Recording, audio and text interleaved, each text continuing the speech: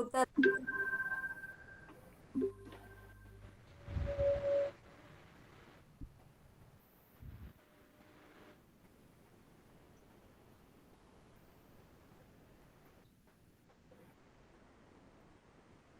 Sudah. Oh iya. Iya, selamat siang semuanya, Bapak Ibu. Selamat siang. Ya, Assalamualaikum warahmatullahi wabarakatuh. Waalaikumsalam warahmatullahi wabarakatuh. Suaranya mana ini Bu Muli? Kok sepertinya lagi Waalaikumsalam. Waalaikumsalam. Ada kok, Bu? Iya, bagaimana kabarnya Bu, Pak? Sehat? Alhamdulillah, sehat. Nah, Iya, masih semangat ya. Kita sampai pukul berapa ini? Pukul 3 sore. Dan Iya. masih tetap semangat, wajahnya masih berseri-seri semuanya. Oke, sebelumnya perkenalkan saya di sini sebagai fasilitator untuk pembahasan program sekolah penggerak. Saya Vidya Alvin Pradika. Bapak Ibu bisa manggil saya Bu Vidya. Saya dari SMKS PGRI 1 Mejayan. Itu tepatnya di Kabupaten Madiun. Tahu nggak Bu? Pernah ke sana? Belum. belum. Kesarangan pernah. Sarangan itu Magetan, Bu. Kalau di Kabupaten Madiun itu baratnya Nganjuk. Ya, Belum pernah. Iya, belum pernah lihat. belum pernah lihat. Setelah lulus Bu ke sana Bu.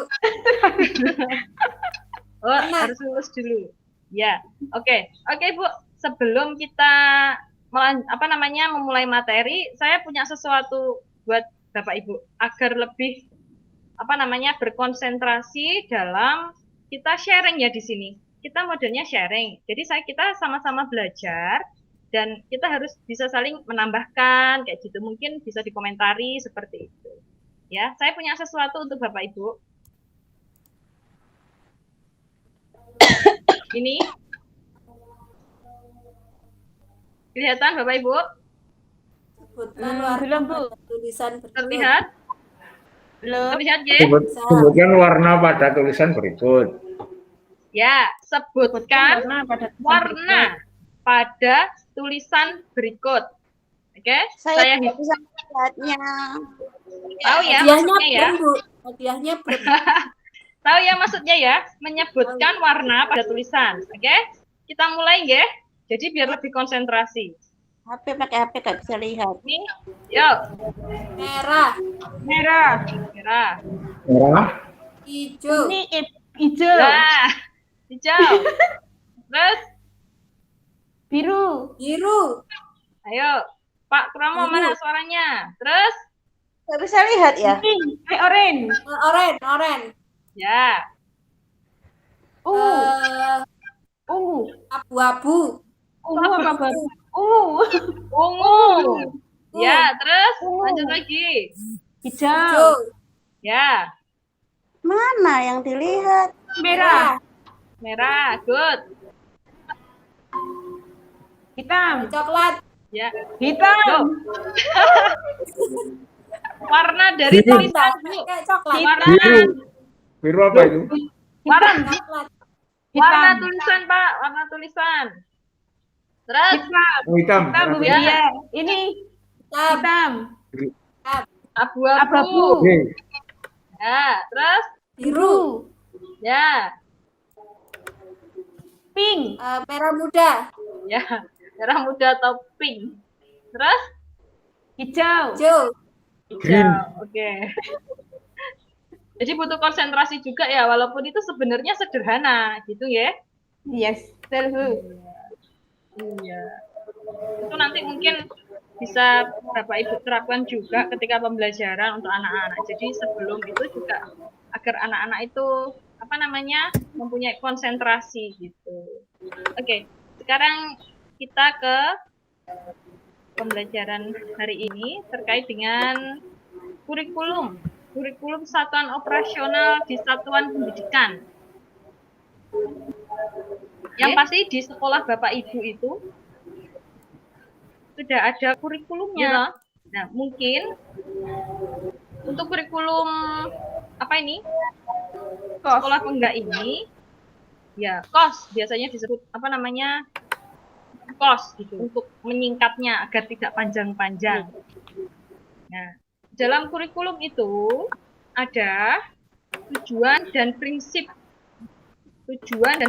penyusunan kurikulum operasional satuan pendidikan.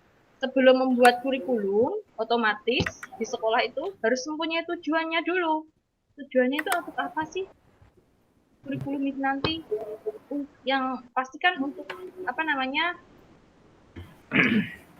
Menjadi alur pembelajaran itu nanti mau dibawa kemana? Itu maksudnya kurikulum. Untuk tujuan dan prinsip ini, yang pertama ada prinsip dulu ya. Prinsip pengembangan kurikulum operasional di satuan pendidikan. Nah, untuk kurikulum sekolah penggerak ini, ya kan, itu harus berpusat pada peserta didik. Yang pasti di sekolah Bapak Ibu juga seperti itu, nggih. Berpusat pada peserta didik. Nah, itu artinya apa? Pembelajaran harus memenuhi potensi kebutuhan perkembangan di tahapan belajar, serta kepentingan peserta didik. Profil pelajar Pancasila selalu menjadi rujukan pada semua tahapan dalam menyusun kurikulum operasional sekolah.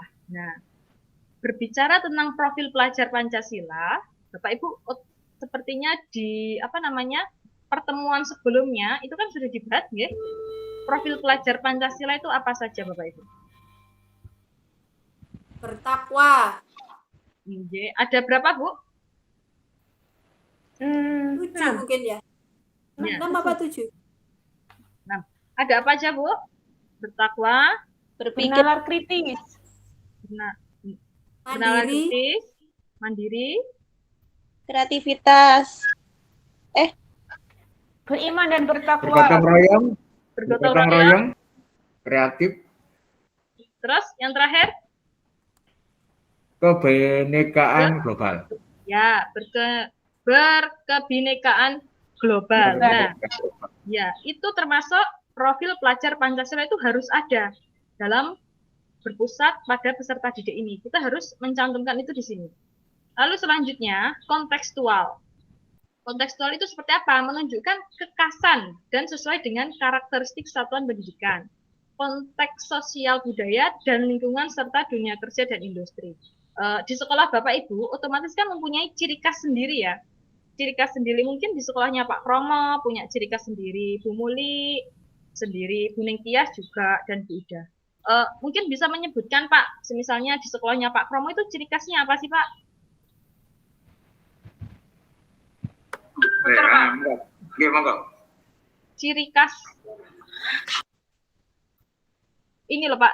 Ya, ciri khas karakteristiknya dalam apa namanya satuan pendidikannya itu apa? Lalu konteks sosialnya seperti dekat dengan apa kayak gitu? Ya, di sekolah saya ciri khasnya itu mulai sekolah tingkat dasar sampai sekolah menengah itu menerapkan pendidikan baca tulis Al-Quran, Bu. Apa itu jawabannya, Bu? Ya bisa jadi seperti itu. Kalau di sekolahnya Bu Muli bagaimana? Begini Bu, sebenarnya SMK di tempat saya itu umum, sifatnya umum, ikut Dignas. Cuman karena di lingkungan pondok, di sekitar tempat saya itu pondok, yayasannya memang yayasan yang Miftahul Huda Kepanjen itu pondok. Jadi di pembelajaran itu diselipkan materi kegiatan yang bersifat keagamaan. Gitu. Berarti sekolah pondok ada pondoknya, tapi nanti ketika pembelajaran dia di sekolah itu tadi, ngoten nggih Bu? Umum, iya. Oh iya, iya betul. Terus kalau di sekolahnya Bu Ningtyas bagaimana Bu? Kalau di SMK Negeri 2 Malang itu sekolahnya berbasis TEVA, Bu. Mempunyai teaching factory ya? Ya. Untuk mendukung apa namanya pembelajarannya peserta didik seperti Ya. itu. Iya. Jadi Kalau Bu Ida bagaimana? ada hotel, kafe. Kalau Bu Ida, pripun Bu Ida? Kalau sekolah saya itu sekolah umum biasa, Bu. Sekolah Hmm, artinya jurusan yang paling banyak itu PKR.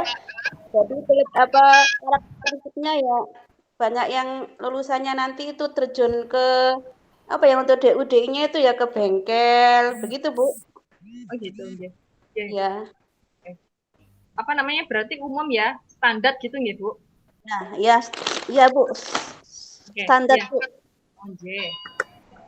Emang setiap sekolah kan mempunyai ciri khas masing-masing ya. Jadi penyusunan kurikulum itu juga apa namanya berbeda-beda. Lalu yang selanjutnya ini ada esensial. Di sini semua unsur informasi penting utama yang dibutuhkan oleh para pemegang kepentingan tentang kurikulum yang digunakan di satuan pendidikan dapat diperoleh di dokumen tersebut. Bahasanya lugas dan mudah dipahami, tidak mengulang naskah atau kutipan yang sudah ada di naskah lain. Dokumen tidak perlu membuat kembali, misalnya lampiran, Kemendikbud seperti JP, struktur dan lain dalam dokumen kurikulum operasional.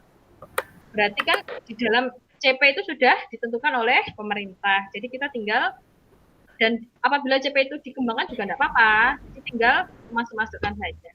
Seperti itu. Lalu di sini ada akutabel, dapat dipertanggungjawabkan karena berbasis data dan aktual. Jadi kurikulum itu tidak boleh dibuat seadanya.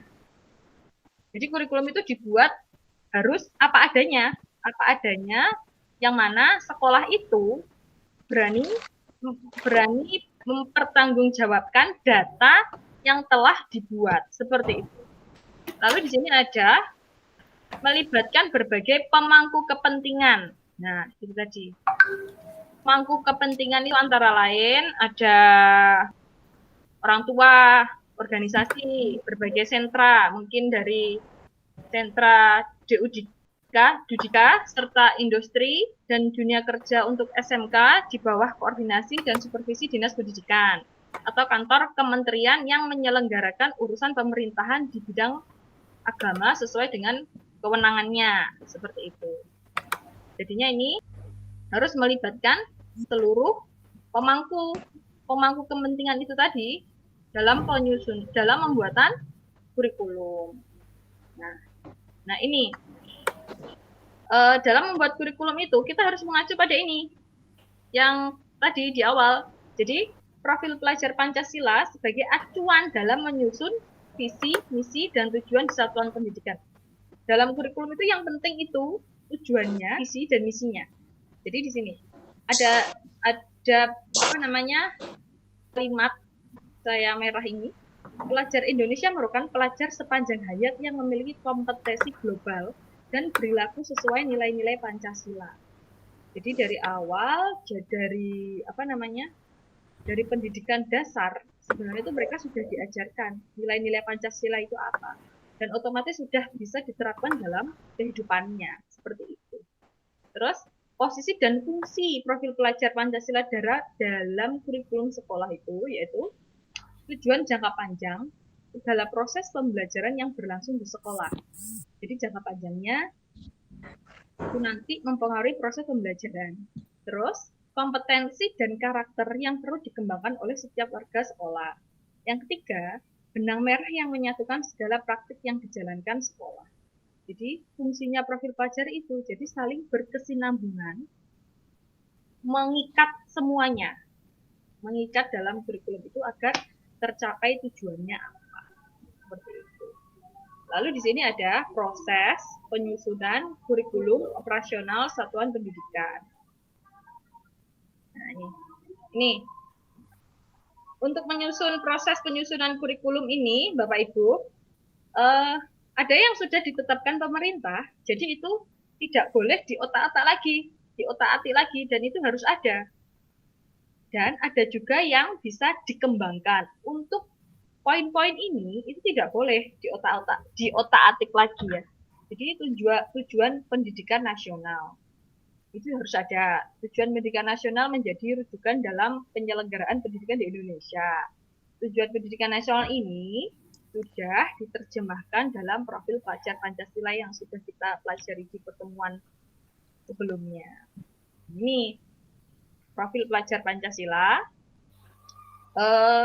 profil pelajar Pancasila ini berperan menjadi penuntun arah yang memandu segala kebijakan dan pembaharuan dalam sistem pendidikan Indonesia, termasuk kurikulum, pembelajaran, dan asesmen. Jadi, ini sudah mencakup semuanya.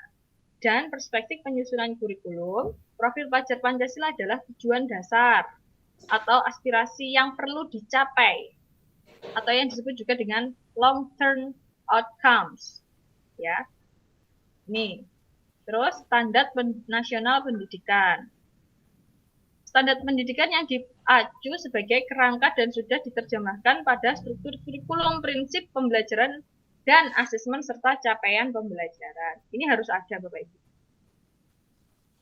Terus ini, jadi ada 6 yang harus ditetapkan oleh pemerintah itu. Terus ini strukturnya, struktur kurikulum itu ditetapkan oleh pemerintah menjadi acuan sekolah untuk mengembangkan kurikulum menuju tercapainya profil pelajar Pancasila, karena kita akan menggunakan kurikulum sekolah penggerak ini. Terus prinsip pembelajaran dan asesmen. Prinsip pembelajaran dan asesmen menjadi rujukan dalam penyelenggaraan pembelajaran dan asesmen di sekolah.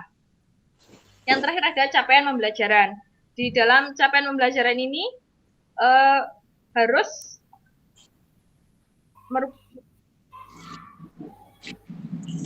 di capaian pembelajaran ini, kompetensi itu harus dicapai peserta didik sesuai dengan fase perkembangannya. Jadi fase kalau di SMK tadi, fasenya di fase SMK itu tuh di E dan F ya. Itu harus dapat dicapai.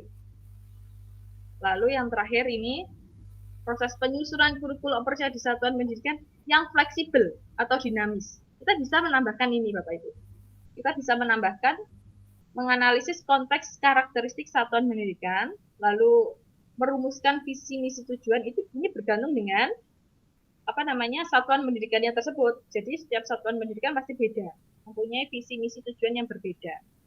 Lalu menentukan pengorganisasian pembelajaran. Mau dibentuk seperti apa pengorganisasian pembelajaran itu nanti di satuan pendidikan Bapak Ibu. Nah, terus ini menyusun rencana pembelajaran. Menyusun rencana pembelajarannya bagaimana. Lalu merancang pendampingan, evaluasi, dan pengembangan profesional. Ini jangka pendek, bisa diubah di saat dibutuhkan. Menyusun rencana juga bisa diubah di saat dibutuhkan, atau melakukan revisi di visi, misi, tujuan. Mungkin berkala ya itu kalau itu. Seperti itu. Kita lanjutkan lagi. Ini ada pendampingan, evaluasi, dan pengembangan profesional. Kalau pendampingan, evaluasi, dan pengembangan profesional ini dilakukan secara internal. Jadi setelah disusun semuanya, setelah kurikulum itu disusun semuanya, lalu kita adakan pendampingan, evaluasi, dan pengembangan profesional. Nah, ini secara intern oleh satuan pendidikan tersebut memastikan pembelajaran itu berjalan sesuai rencana untuk mencapai tujuan yang ditetapkan itu tadi apa. Nah, proses ini dikelola oleh para pemimpin satuan pendidikan atau guru yang dianggap sudah mampu untuk melakukan peran ini. Kurikulum ini sudah sesuai dengan tujuan yang kita buat apa belum, seperti itu. Lalu evaluasi pendampingan dan pengembangan profesional itu dilakukan secara bertahap dan mandiri agar terjadi peningkatan kualitas secara berkelanjutan di satuan pendidikan sesuai dengan kemampuan satuan pendidikan. Jadi ini perlu dilakukannya evaluasi. Setelah kita menyusun kurikulum gitu ya bersama tim, kepala sekolah dan lain sebagainya itu, kita harus kalau sudah berjalan harus melakukan evaluasi seperti itu. Lalu yang terakhir ada komponen, ya. Ada komponen yang wajib ada. Isinya tentang karakteristik satuan pendidikan yang tadi kita bahas di awal, ya. Terkait dengan keunikan sekolah, peserta didik, sosial budaya, guru, dan tenaga pendidikan. Lalu visi, misi, dan tujuan. Ini jelas pasti ada ya di sekolah Bapak Ibu.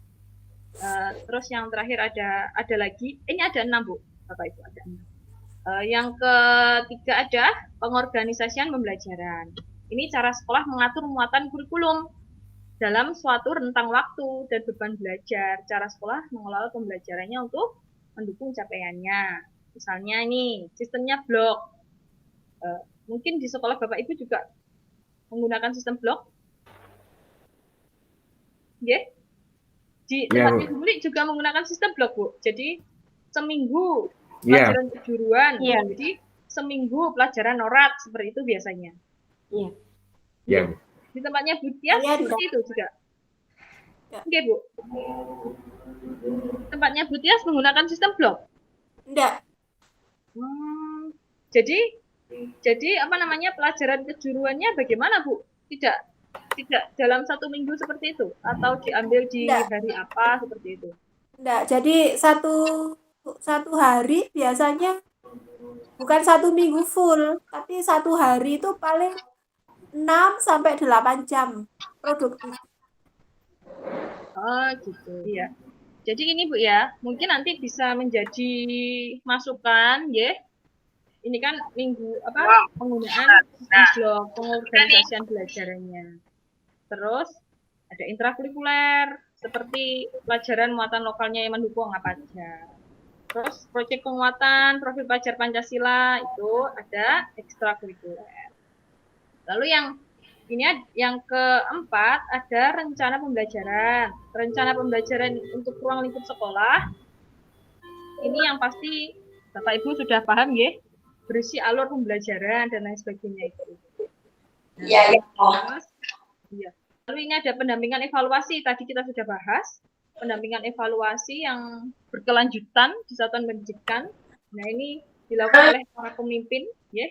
Lalu yang terakhir ada lampiran. Lampiran ini harus ada ya Bapak Ibu. Contoh rencana pembelajaran ruang lingkup kelas, kayak gitu. Terus penguatan profil belajar Pancasila serta referensi. Ini termasuk dalam kayak RPP modul itu bisa juga diletakkan gitu. Mungkin Amin. Bapak Ibu, bagaimana? Apa ada tambahan mungkin untuk pembuatan kurikulum di satuan pendidikan? Tambahan atau ada yang mau bertanya mungkin?